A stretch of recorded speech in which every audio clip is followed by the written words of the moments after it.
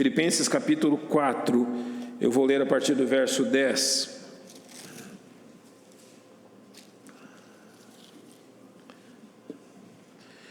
Pode ficar assentado como está, o texto é um pouco mais longo, dos versos 10 a 19, e nos diz assim: Ora, muito me regozijei no Senhor, por finalmente reviver a vossa lembrança de mim, pois já vos tinhas lembrado, mas não tinhas tido oportunidade. Não digo isto como por necessidade, porque já aprendi a contentar-me com o que tenho. Sei estar abatido, sei também ter abundância. Em toda maneira e em todas as coisas estou instruído, tanto a ter fartura como a ter fome, tanto a ter abundância como a padecer necessidade. Posso todas as coisas em Cristo que me fortalece. Todavia fizestes bem em tomar parte na minha aflição. E bem sabeis também, ó Filipenses, que no princípio do Evangelho, quando parti da Macedônia, nenhuma igreja comunicou comigo com respeito a dar e a receber, senão vós somente. Porque também uma e outra vez me mandastes o necessário a Tessalônica. Não que procure dádivas, mas procuro fruto que cresça para a vossa conta. Mas bastante tenho recebido e tenho abundância. Cheio estou, depois que recebi de Epafrodito, que da vossa parte me foi enviado, como cheiro de suavidade e sacrifício agradável e aprazível a Deus. O meu Deus, porém, segundo as suas riquezas, suprirá todas as vossas necessidades em glória por Cristo Jesus. Vamos orar. Obrigado, Senhor, pela essa manhã tão linda, pela vida e a saúde, por esta igreja consagrada ao Teu nome, à Tua honra. Obrigado pelo tempo onde nós cantamos louvores ao Teu nome, reconhecendo quem é o nosso tão grande Salvador e o que Ele fez por nós. Agora, Pai, que nós temos Tua palavra aberta diante de nossos olhos. Confiamos que o Teu Espírito Santo nos ajudará a aplicar isto à nossa própria vida, a nos desafiar a irmos além daquilo que temos ido até agora. E é nessa dependência que nós oramos em nome de Cristo. Amém. A bênção de Deus sobre igrejas que se preocupam com missões. Jamais pense que Deus tem abençoado as nossas igrejas aqui em Goiânia, as nossas igrejas irmãs, porque nós somos mais bonitos dos outros, ou porque nós temos algo em nós mesmos, em nossos méritos, que se sobrepunha aos outros. A bênção de Deus, irmãos, sobre o Templo Batista Maranata em Ribeirão Preto, a bênção de Deus sobre o Templo Batista Maranata em Goiânia, e Deus tem sido tão bondoso conosco. Sua misericórdia, sua graça tem mantido estas igrejas de pé. Em meio, como falamos durante a escola dominical, em meio a um mundo que tem adentrado a igreja e transtornado o Evangelho de Cristo, nossas igrejas têm se mantido de pé pela graça dEle.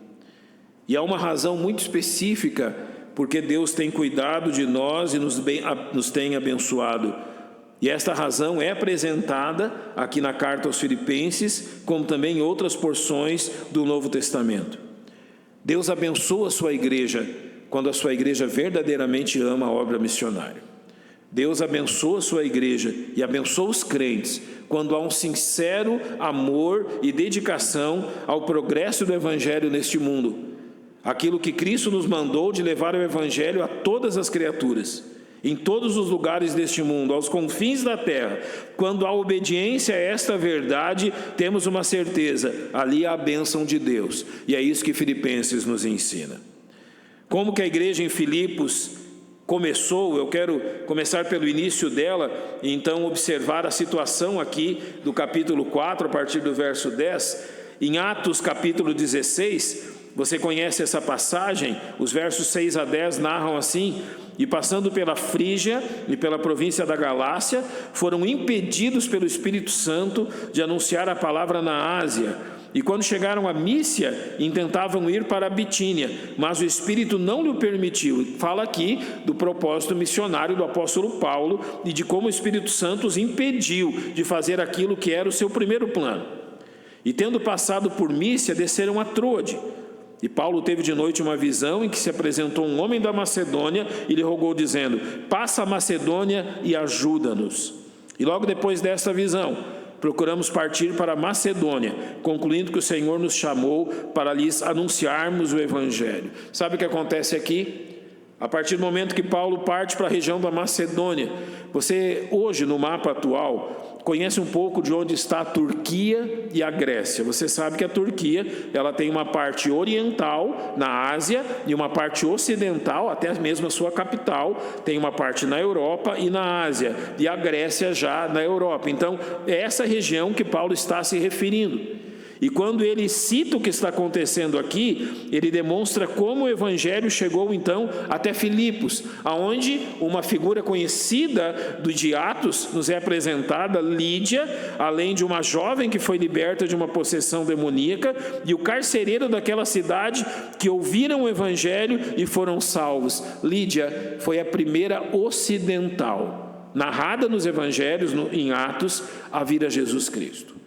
Então foi a partir dali que o Evangelho agora se esparrama para o Ocidente, e a partir daquele ponto até nós. Então a história de Atos 16 é esta: como o Evangelho chegou à porção ocidental deste mundo, e como ele progrediu ao ponto de chegar a mim e a você. A história de Atos não tem fim.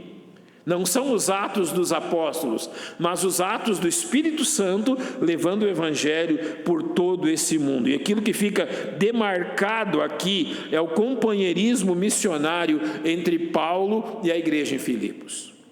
Ou seja, o que nós vemos no capítulo 4 de Filipenses é a narrativa de um pouco disso, de como realmente a junção entre igreja e missionário abençoou o mundo daqueles dias e nos abençoa hoje. E o encorajamento que nós temos aqui é: sim, toda a igreja deve praticar missões. Toda a igreja deve ter a sua atenção voltada para missões. Nós falamos na escola dominical sobre a influência do mundo.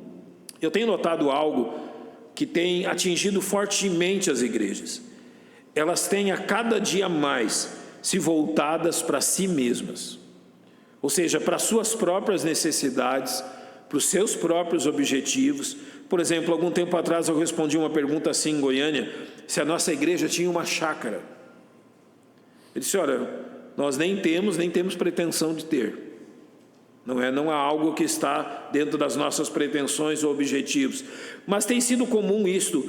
As igrejas estão cada vez mais voltadas para si mesmas. Eu já perdi a conta de quantas vezes ouvi o que eu vou lhes dizer agora. Ao encorajar uma igreja a participar da promessa de fé, a olhar para missões, normalmente o que nós ouvimos é que se a igreja fizer isto, vai faltar recursos para ela mesma. Olha, nós não podemos fazer isso ou participar de missões, participar da promessa de fé, olhar para missões desta forma, senão nós vamos tirar recursos de nós mesmos. Ou seja, a igreja vai enfraquecer com isso. Se a igreja começar a se preocupar com missões dessa forma, ela própria vai liquidar-se a si mesma. Ela vai acabar dessa forma se ela estiver olhando mais para fora do que para dentro de si mesma. Parece que isso é bem uma figura, não é? Do egoísmo que marca os nossos dias. A palavra de Deus ensina exatamente o contrário. Quanto mais nós saímos dessas quatro paredes, quanto mais nós olhamos para fora dessas quatro paredes, mais Deus nos tem abençoado. Isto é preocupar-se com a obra missionária. E é interessante nós observarmos nesta forma o que acontece aqui em Filipenses 4 e é narrado nesse texto. Olha para o verso 18. Paulo diz assim: bastante tenho recebido e tenho abundância, cheio estou, depois que recebi de Epafrodito o que da vossa parte me foi enviado, como cheiro de suavidade e sacrifício agradável a Deus. É interessante aqui que ao falar das ofertas enviadas pelos irmãos de Filipos através de Epafrodito, Paulo usa uma figura de linguagem do Velho Testamento. Ele usa a figura das ofertas oferecidas a Deus no tabernáculo. Essas ofertas, elas eram queimadas com aromas que geravam um cheiro de suavidade, ou seja, esse aroma acrescentado ao incenso aumentava o seu odor agradável. E ela demonstra que essa fumaça subia aos céus e figuradamente era recebida como oferta agradável a Deus. O que é a primeira questão que Paulo liga a oferta missionária dos filipenses às questões de Deus. Deus se agradava disto, era um cheiro suave a Deus aquilo que eles estavam fazendo. Mas ele usa mais uma palavra, ele usa a palavra sacrifício. Você percebe na sua própria vida que nós não damos a Deus aquilo que nos sobra, ou aquilo que nós não temos outra utilidade. Olha, eu vou dar para missões nesse mês aquilo que eu não vou usar de outra forma mesmo. E tem um exemplo incrível no Velho Testamento disso. Você lembra quando o rei Davi, ele fez o recenseamento do povo contra a vontade de Deus, e Deus colocou diante dele algumas opções de juízo. Ele disse, olha, que venha do Senhor então. Então o Senhor derramou a praga sobre o povo. Quando Davi viu aquilo, ele subiu a um eirado, a um lugar alto, chamado a Ilha de Ornã, e lá ele oferece um sacrifício a Deus por aquilo. E quando ele vai oferecer o sacrifício, aquele homem diz a ele, olha, pode pegar os bois, pode pegar a carroça, usar todo esse material, é tudo seu, esse campo é seu, eu estou dando tudo. E Davi volta-se para aquele homem e diz assim, eu não oferecerei ao Senhor sacrifício que não me custe nada. Você lembra dessa expressão? Paulo aqui diz, ao dizer que a oferta dos filipenses era um sacrifício, ele está lembrando disso. As nossas ofertas missionárias são fruto de sacrifício. Nós íamos usar aquele dinheiro para outra coisa, possivelmente para coisas lícitas, para aquilo que em algum momento surgiu uma necessidade, mas por escolha nossa, por escolha dos filipenses, aquilo foi, nessa palavra de Paulo, sacrificado, não jogado fora, dedicado. E essa dedicação, é dito a palavra agradável, é algo aprovado por Deus.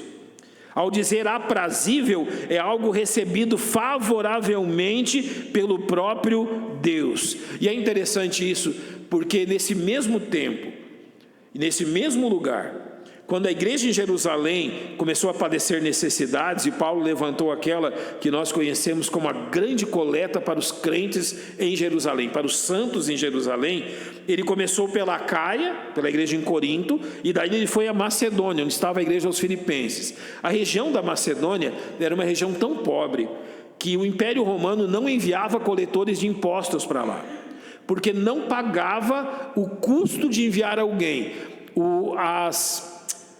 Os impostos colhidos eram tão poucos que era melhor não enviar o coletor de impostos, porque não ia pagar nem o custo. Então ele simplesmente, a Macedônia, foi liberada de pagar impostos. Quando a igreja em Jerusalém começou a padecer necessidade, 2 Coríntios 8, de 2 a 14, fala sobre eles. Como em muita prova de tribulação, houve abundância do seu gozo, e como a sua profunda pobreza abundou em riquezas da sua generosidade. Porque segundo o seu poder, o que eu mesmo testifico, e ainda acima do seu poder, deram voluntariamente, pedindo-nos com muitos rogos que aceitássemos a graça e a comunicação desse serviço que se fazia para com os santos. Então claramente é dito aqui, com muita prova de tribulação e como a sua profunda pobreza abundou em riquezas da sua generosidade. No caso dos macedônios, era verdadeiramente um sacrifício. Quando Deus resolveu salvar da fome a igreja em Jerusalém, ele usou uma das igrejas mais pobres que havia. Talvez você pense que a oferta missionária é para aqueles, como se diz, que ganham bem. Olha, se você tem muitos recursos, se você tem um negócio, se você tem um negócio próprio, se você tem casas de aluguel, se você tem muitas entradas financeiras, a oferta missionária é para você. Não, não é isso que a Bíblia está dizendo. A oferta missionária é para todos nós, independente das nossas condições financeiras ou independente daquilo que é o nosso salário, vamos dizer assim. Não é o montante. Deus olha para a generosidade. Deus não olha para o valor, mas por uma oferta agradável, aprazível a Ele. que é resultado do quê? Daquilo que 2 Coríntios 8,5 diz: e não somente fizeram como nós esperávamos, mas a si mesmos se deram, primeiramente ao Senhor e depois a nós, pela vontade de Deus. Os macedônios deram um exemplo de obediência a Deus através disso. E esta disposição deles é muito bem descrita dentro do Novo Testamento. É muito bem estabelecida dentro disso que o Novo Testamento ensina. Se você ir para o verso 14 de Filipenses 4, vai estar dito assim: todavia fizestes bem em tomar parte da minha aflição. Então aqui Paulo começa a narrar a relação entre ele e a igreja em Filipos e como isso se deu. Olhe para o verso 15. E bem sabeis também, ó Filipenses, que no princípio do Evangelho, quando parti da Macedônia, nenhuma igreja comunicou comigo com respeito a dar e a receber, senão vós somente. Por que a igreja em Filipenses é um exemplo de igreja que se envolve com missões? Paulo diz aqui: quando eu parti para pregar o Evangelho na Macedônia, nenhuma das igrejas que ele já havia fundado ou quais ele tinha contato participou das necessidades dele. Dar e receber quer dizer, realmente eles ofertavam a ele e ele as abençoava através de visitar essas igrejas, de ajudar doutrinariamente no trabalho dessas igrejas. Somente uma igreja se importou com isso. Quem foram? Os filipenses. Os filipenses assim se tornam realmente um exemplo de visão missionária. Ele vai além, no verso 16 ele diz: porque também uma e outra vez me mandastes o necessário a Tessalônica. Nota então que aqui nós temos a descrição de diversos lugares onde eles fizeram isso. Nós sabemos que os filipenses ajudaram no sustento do apóstolo Paulo quando ele estava em Corinto. Nós sabemos agora que eles fizeram isso quando Paulo estava em Tessalônica. E nós sabemos no verso 18 que eles fizeram isso quando Paulo estava em Roma. É dito no verso 18: mas bastante tenho recebido e tenho abundância, cheio estou, depois que recebi de Epafrodito o que da vossa parte me foi enviado. E essa questão de Epafrodito é muito interessante. Epafrodito, que talvez poucos de nós prestemos atenção nele, é o cristão que recebe o maior elogio em todo o Novo Testamento. Olha depois para o capítulo 2, o mais extenso elogio feito a um crente no Novo Testamento é feito a Epafrodito. E quem foi Epafrodito? Foi um filipense que levou as ofertas da igreja de Filipos até Roma, procurou Paulo em Roma até encontrá-lo, ficou com Paulo para o servir, adoeceu quase ao ponto da morte, recuperou-se e voltou para Filipos. Então, a igreja em Filipenses, não só através de Epafrodito, mas em todas as estações, vamos dizer, do trabalho de Paulo, sempre se preocupou com isso. E como eu citei os Coríntios, 2 Coríntios capítulo 11 diz: outras igrejas disposei eu para vos servir, recebendo delas salário. Paulo está falando com a igreja em Corinto. E quando estava presente convosco e tinha necessidade, a ninguém fui pesado, porque os irmãos que vieram da Macedônia supriram a minha necessidade. Parece que a igreja em Filipos levou isso tão a sério, que a irmandade, a associação entre igreja e missionário não tinha limites. Aonde Paulo fosse, a igreja em Filipos o alcançava. É muito interessante isso. Além da pobreza na Macedônia, Filipos também se preocupava com a manutenção da própria igreja. Os recursos ali eram poucos, a situação difícil, mas se aplica aos filipenses aquilo que certo homem disse uma vez. A frase dele foi a seguinte: cada congregação deve apoiar a 2 pastores, um para as almas que estão em casa, outro para as almas que estão no campo missionário. A igreja em Filipos é, acima de tudo, o exemplo de uma igreja que não olhou apenas para si mesmo, para o seu próprio umbigo, mas olhou para fora das suas paredes. Em Hebreus 13:16, O autor aos Hebreus diz que não vos esqueçais da beneficência e comunicação, porque com tais sacrifícios Deus se agrada. Beneficência quer dizer fazer o bem, e comunicação, companheirismo, que é a mesma palavra que Paulo usou em relação aos filipenses. Com tais sacrifícios Deus se agrada, ou seja, Deus se agrada com uma igreja que olha com olhos especiais para as necessidades da obra missionária. Vocês têm recebido missionários aqui, não têm? Eles têm vindo aqui e dado testemunho do seu trabalho. Eu tenho notado algo com os missionários que têm ido a Goiânia. A maioria, se não a totalidade deles, sempre traz um dado que é muito preocupante. Alguns dizem assim, como que nós ouvimos algumas semanas atrás. Quando eu fui para o campo, eu tinha 75% do meu sustento, ou seja, 75% das necessidades básicas para permanecer no campo. Hoje eu estou com 50%, metade. Há pouco tempo atrás um missionário foi e nos disse, olha, quando eu fui para o campo eu tinha em torno aí de 60%, 70%, hoje eu tenho 45%. O que isso significa, gente? Que igrejas que prometeram ajudá-los, que igreja que prometeram segurar as cordas com eles, fizeram o quê? Deram um passo para trás. A igreja em Filipos nunca fez isso. Não importa as circunstâncias do apóstolo Paulo, eles eram presentes com ele. Esta beneficência, o fazer o bem, sempre foi um alvo deles.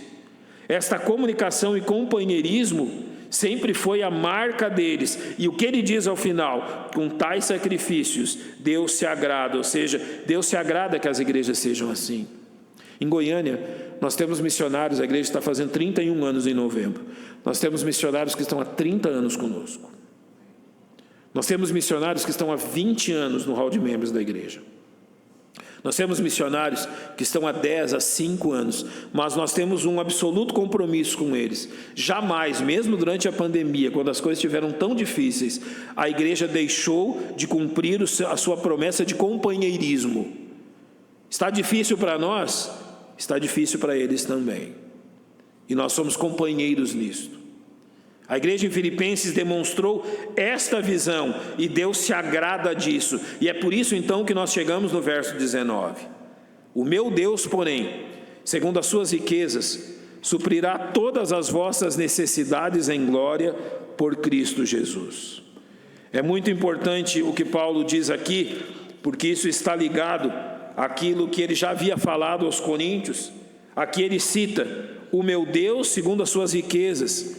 Em 2 Coríntios 9:8, falando sobre contribuição, Paulo diz aos coríntios que Deus é poderoso para fazer abundar em vós toda a graça, a fim de que, tendo sempre em tudo toda suficiência, abundeis em toda boa obra.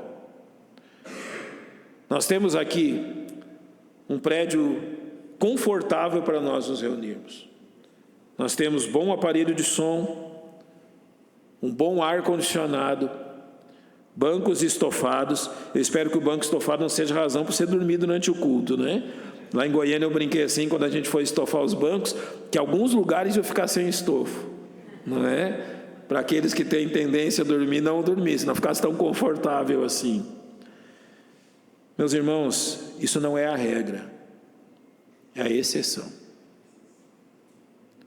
O que nós temos, o que Deus tem nos dado, o que Deus tem dado a essa igreja, é exceção, não é regra. E essa exceção não são porque nós somos melhores que os outros, jamais. 2 Coríntios 9:8 diz que Deus é poderoso para fazer abundar em vós toda a graça, a fim de que, tendo sempre em tudo toda a suficiência. E é interessante, sabe quando Deus faz isso por nós? Quando esta não é a razão de nós o servirmos. A igreja que eu nasci, ela tinha 3 de largura por 5 de comprimento. Ela só tinha janelas de um lado. E uma característica muito marcante, os bancos não tinham encosto.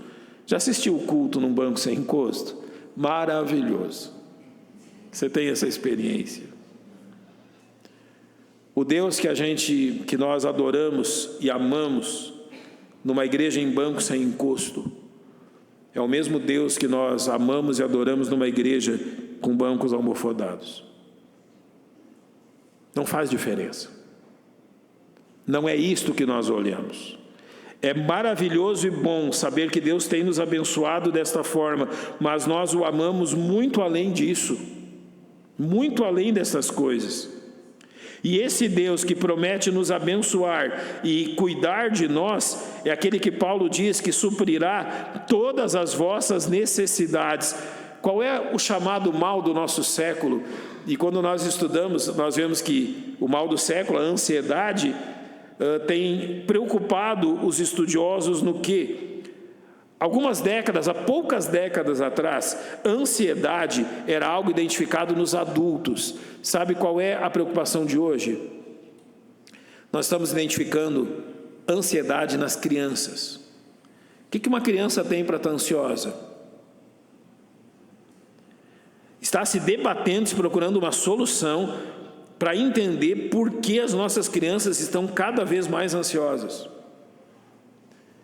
Mesmo que a ciência trate com isso hoje, Deus já o sabia há muito tempo, e em Mateus 6, há 2000 anos atrás, o Senhor mesmo diz: não andeis cuidadosos quanto à vossa vida, pelo que haveis de comer ou pelo que haveis de beber, nem quanto ao vosso corpo, pelo que haveis de vestir. Não é a vida mais do que o mantimento e o corpo mais do que o vestuário? O argumento do Senhor Jesus é qual? Ele diz: olha, nós temos que comer, beber e vestir. Quando eu fui no Rio Grande do Sul, mês passado, eu vi algo que realmente preocupante.